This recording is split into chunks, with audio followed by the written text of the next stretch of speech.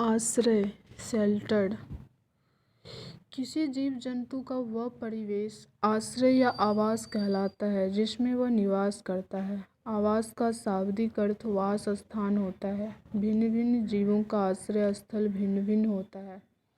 इसमें कुछ जीव जंतु स्वयं के द्वारा बनाए घरों में रहते हैं तो कुछ जीव जंगल व मनुष्य के द्वारा बनाए घरों में वास करते हैं। जीव जंतुओं द्वारा उनके निवास के स्थान को विभिन्न वर्गों में वर्गीकृत किया जा सकता है जो निम्नलिखित हैं। आश्रय या आवासों के प्रकार। जीव जंतुओं के आवास स्थलों को मुख्यतया दो वर्गों में विभाजित किया जा सकता है, स्थलीय आवास और जलीय आवास। स्थलीय आवास इसके अंतर्गत स्थल टेरेस्ट्रियल पर बनाए जाने वाले जीव जंतु निवास करते हैं। उदाहरण स्वरूप घास स्थल, पर्वतीय स्थल, मरुस्थलीय, तटीय तथा वनीय स्थल इत्यादि। इनका संक्षिप्त विवरण निम्नलिखित है। घासीय स्थल ग्रासलैंड शेल्टर। ग्रासलैंड शेल्टर में वृक्ष घने एवं बड़े होते हैं। इन क्षेत्रों में मौसम एक निश्चित समयावधि के लिए आते जाते रहते हैं। ग्रीष्म ऋतु में यहाँ गर्म हवाएं तथा शीत ऋतु में यहाँ ठंडी व शुष्क हवाएं प्रवाहित होती है। इन क्षेत्रों में पाए जाने वाले जंतुओं में विशिष्ट लक्षण पाए जाते हैं, जैसे घास के मैदानों में पाए जाने वाले जंतु तेज गति से दौड़ते हैं तथा इनका रंग भूरा होता है। उसके बाद है पर्वतीय स्थल माउंटेनस लैंड में वृक्ष शंक्वाकार कॉनिकल होते हैं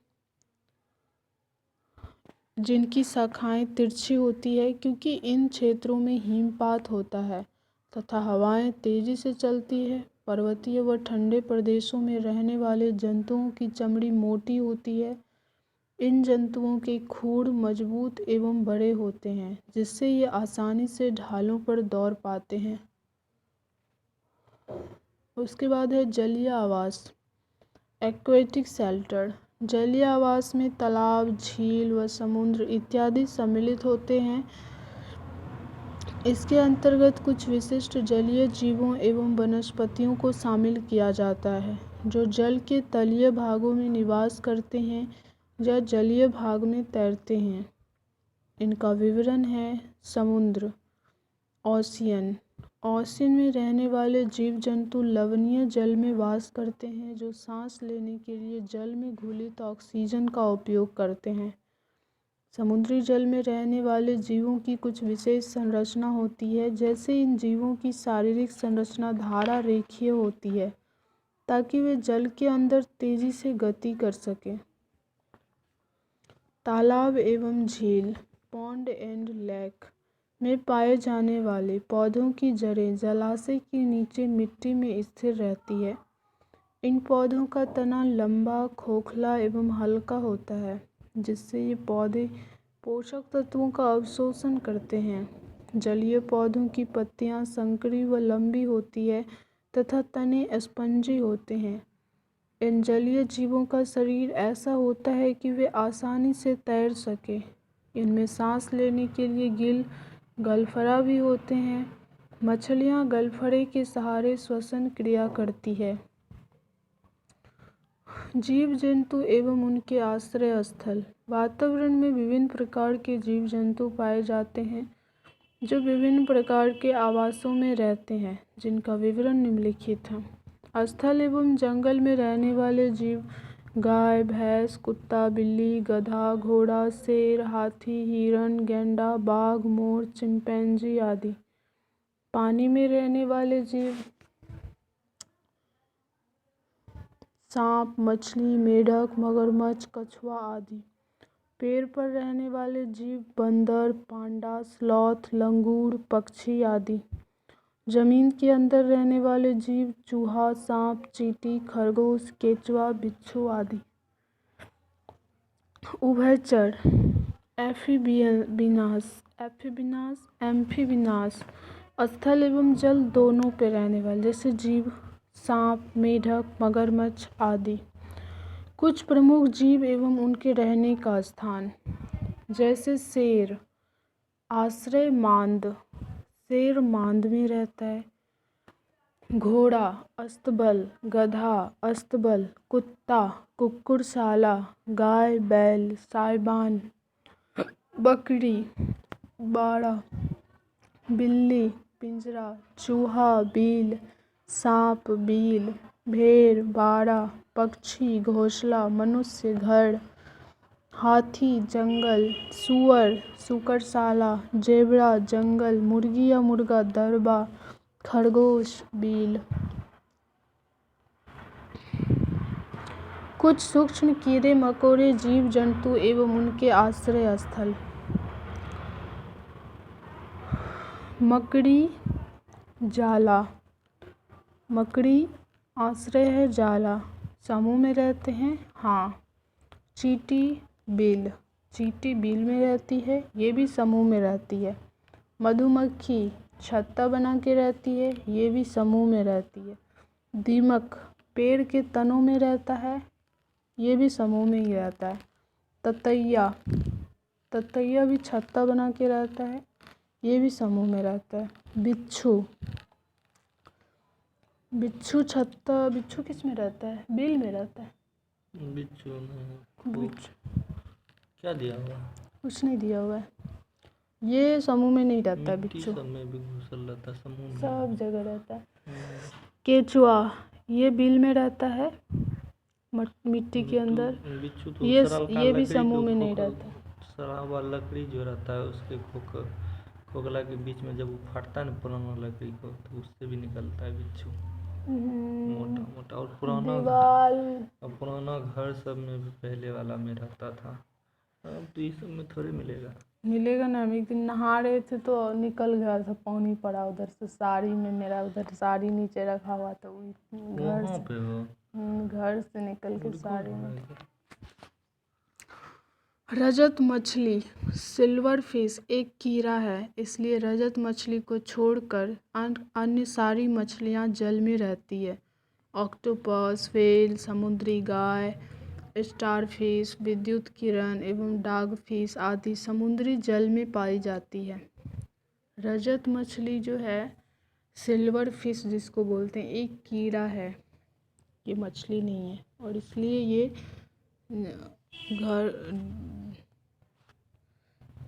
ये सारी मछलियाँ जल में रहती है, लेकिन ये नहीं रहती है जल में। अब पक्षियों के घोंसले, पक्षी अपने घोंसले खुद बनाते हैं, ऐसे में सभी पक्षियों के घोंसले भिन्न भिन्न होते हैं। पक्षियों द्वारा घोंसला इसलिए बनाया जाता है ताकि वह अंडे दे सके, तथा जब बच्चे बड़े हो जाते हैं तो वह घोंसला छोड़ देते हैं।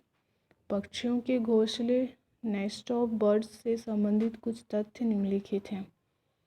कबूतर और गौरैया मनुष्य के घरों, आवास में भी घोंसला बनाकर रहता है। कबूतर और गौरैया। कौवा पेड़ की सबसे ऊंची डाल पर अपना घोंसला बनाते हैं। कौवा पेड़ की सबसे ऊंची डाल पर अपना घोंसला बनाते हैं। दर्जन चिड़िया दो पत्तों को आपस में सीलकर घोंसला बना लेती है। कोयल अपना अंडा कोए के घोंसले में रखती है।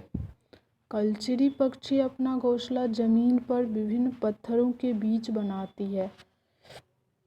कलचरी पक्षी अपना घोंसला जमीन पर विभिन्न पत्थरों के बीच बनाती है। कठफोड़वा और बसंत गौरी पेड़ के तने में छेद करके घोंसला बनाती है। कठफोड़वा और बसंत गौरी पेड़ के तने में छेद करके घोंसला बनाती है। जुलाही चिड़िया, वीवर बर्ड, अपना घोंसला लालटेन के आकार में बनाती है, जो टहनियों से लटका हुआ होता है। घोंसला बनाने का कार्य नर पक्षी के द्वारा होता है। उल्लू पेड़ के खोखले भाग में ही अपना घोंसला बना लेता है, जबकि फाख्ता झाड़ियों के बीच अपना घोंसला बनाती है।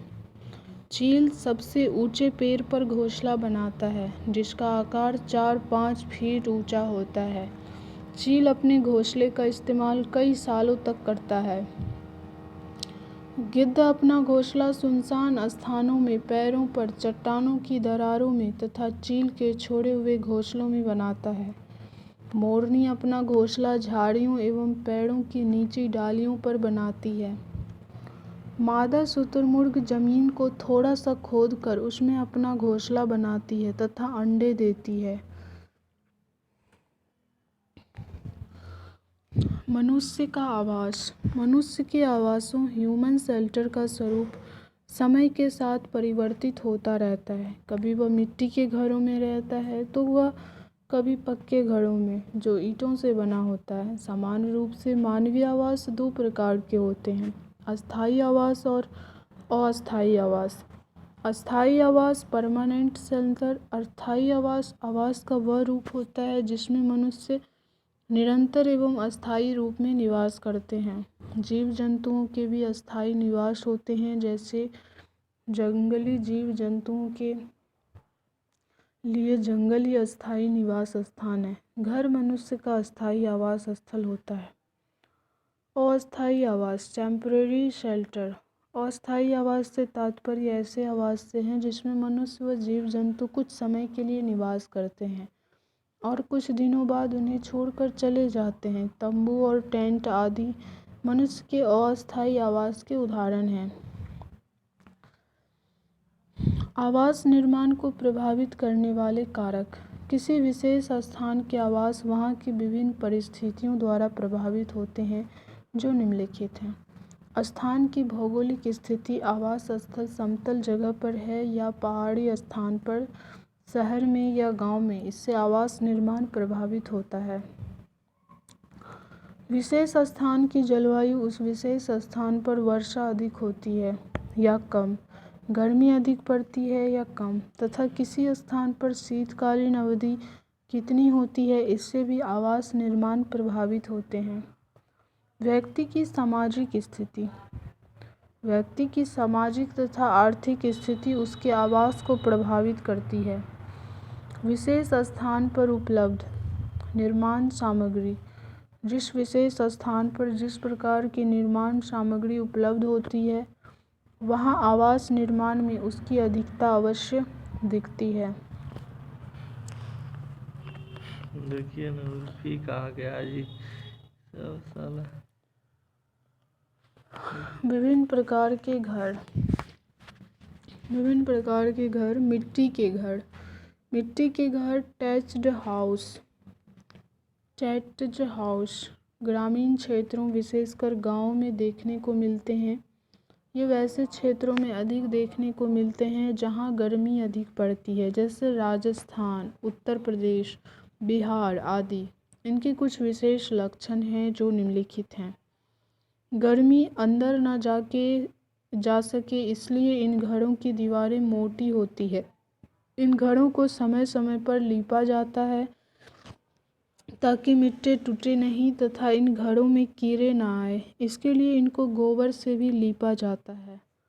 इन घरों की मिट्टी को मजबूत बनाने के लिए उनमें भूसा भी मिलाया जाता है।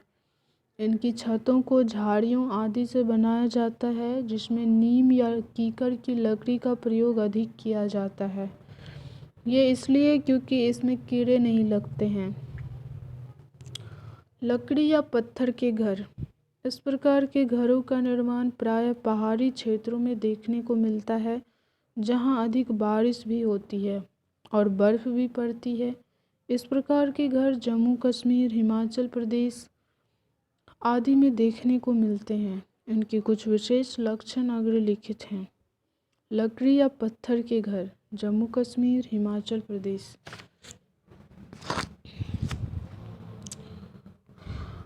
इस प्रकार के घरों की छतें ढलवा होती है ताकि बारिश का पानी व बर्फ़ आसानी से नीचे गिर जाए, जबकि कुछ स्थानों पर इन घरों की छतें समतल भी होती है।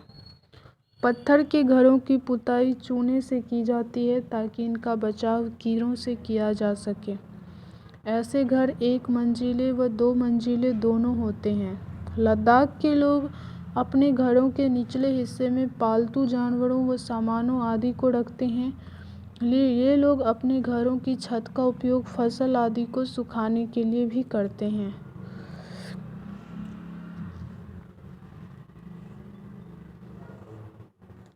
उसके बाद है बांस या लकड़ी के घर।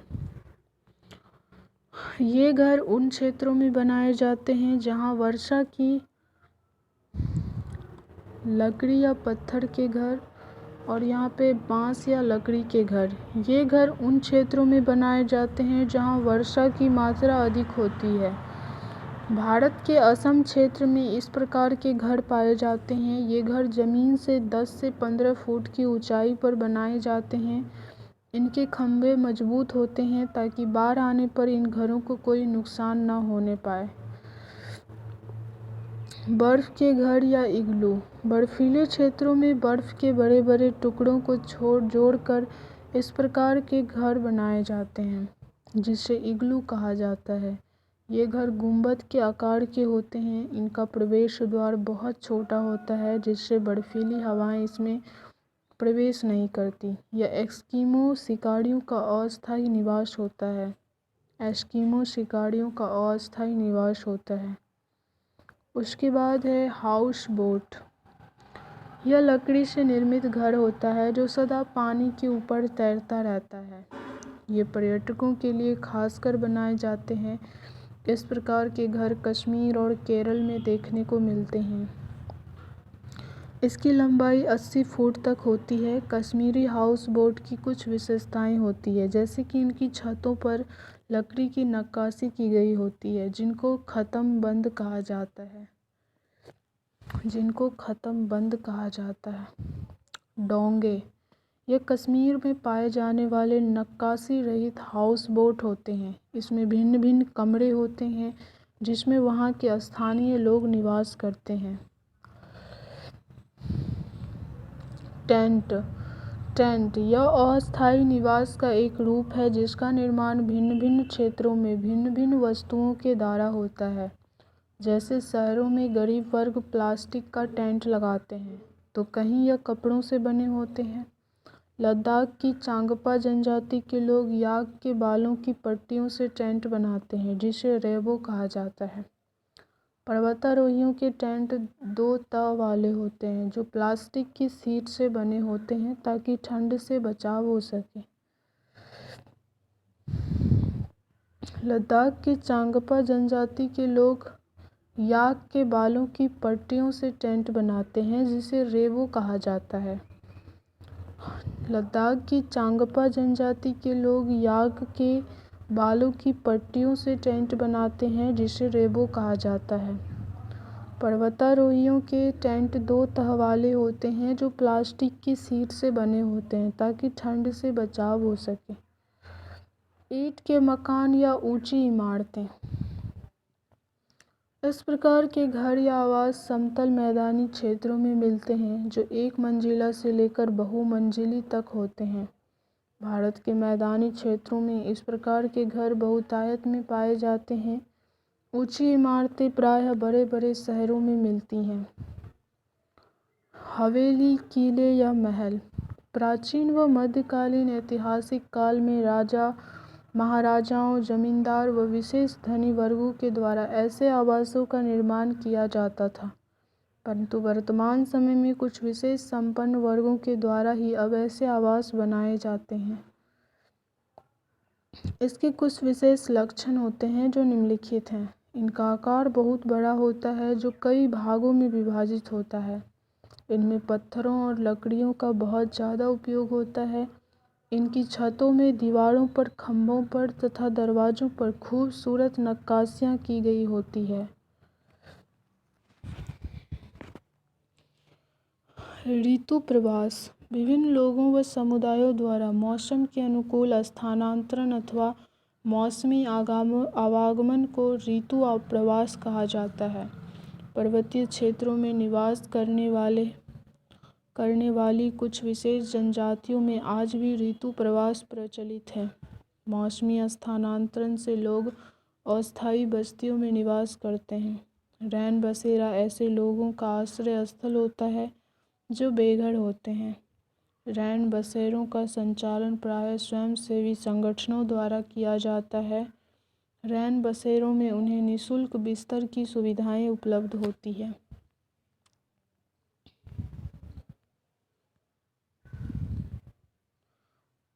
मिट्टी के घर राजस्थान, उत्तर प्रदेश, बिहार। लकड़ी या पत्थर के घर जम्मू कश्मीर, हिमाचल प्रदेश और लद्दाख। बांस या लकड़ी के घर असम, बर्फ़ के घर इग्लू जम्मू कश्मीर। हाउस बोट केरल और कश्मीर। केरल की नक्काशी की गई बोट ख़त्मबंद बोलते हैं और नक्काशी रहित हाउस बोट डोंगे बोलते हैं। ईंट के मकान या ऊंची इमारतें समतल मैदानी क्षेत्रों में। टेंट लद्दाख की चांगपा जनजाति के लोग याक के बालों की पट्टियों से टेंट बनाते हैं जिसे रेबो कहा जाता है।